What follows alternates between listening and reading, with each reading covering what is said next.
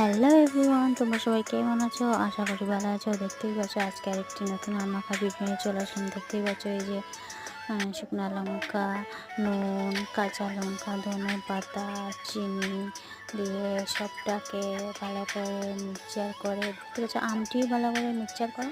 তো সবটিকে মিক্সচার করে ভালো করে যা ভর্তাটা বলবো কীভাবে সেই লেভেলের পরিমাণে স্বাদ হয়েছে।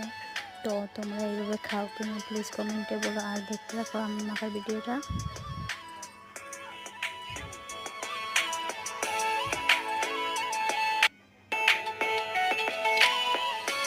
এই যে আমরা তিনজনে মিলে আম ভর্তা খাচ্ছি। এই হচ্ছে বর্দা, বৌদি আর এই যে আমি। তো এখন আমার পুজোটাকে তুলে আম ভর্তা খেয়ে দিয়ে তোমরা দেখতে থাকো।